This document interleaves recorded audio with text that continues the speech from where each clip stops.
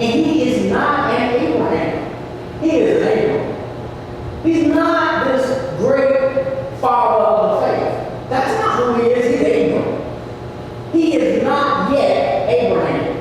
But God sees him as Abraham when he's really Abram. Now, we go back a little bit further. Now, we talked about Noah, right? Now, the first man and woman on the earth was Adam and...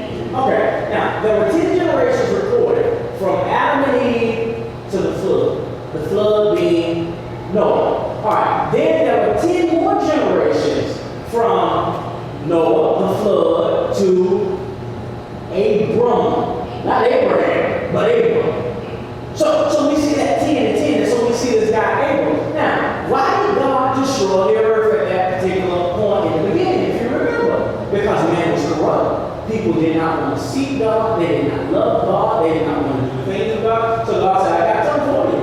I'm going to let it rain, and I'm going to let the world be destroyed. And then we talk about that last week. So now, here we are with Abram. So what happened with the world?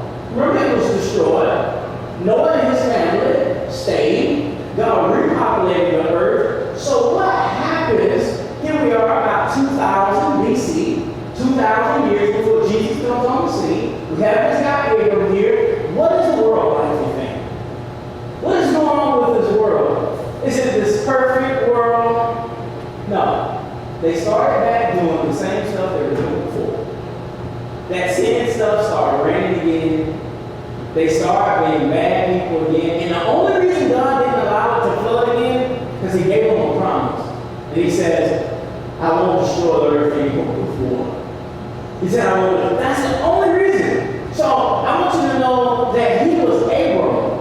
And I want you to know he was a man of the times. He was not this special individual set aside who was in Bible study all day, and who read his Bible all night, and who prayed every day and gave all of his things to the poor. No, he was an idol worshiper. He didn't worship God.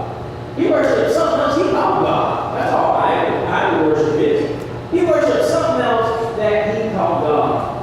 What kind of guy is this? He was ignorant. He didn't know. He didn't know things about God. So here he is, an ignorant, illiterate idol worshiper. His name is Abram. And so I want you to know that faith starts somewhere. It starts where you are. So do not disqualify yourself. Do we have any Abrams here besides me? That you're not really Abraham yet. You're not operating in your Abraham mode. You're still Abram. You know all the top 40 songs on the radio. You're still Abram. You like to hang out in certain places where church people don't hang out. That's okay. Because you're Abram. See, we have to be where we are. This is what God has shown me in my own life.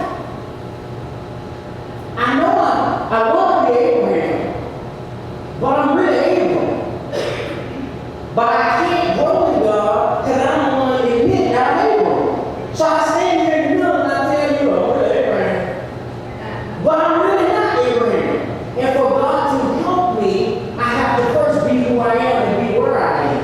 And then he can bring me forward. But if I am here and I think I'm here when I'm really there, and I'm telling people I'm over here, I'm trying to put off an impression that I'm over here, what can God do with me?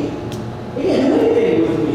The first thing he desires to do is to humble me, break me down, so that he can bring me back where? Back over here so that I understand who I am, so I understand what I need from him. And so I want you to understand that you are in the right position for God to do amazing things for your life. You're right where you need to be, Jason. You're right where you need to be, Carol, Matilda, all around. You're right where you need to be. Does anybody feel weak at times? Does anybody feel they're not as close to God as they want to be? Does anybody, if you say, hey, let's ask God for something, do you want to put yourself in the game, or are you rather serve somebody else and ask you to ask? Now, sometimes when we feel like that, I'm just not there to ask. Can you ask for me? Can you pray for me?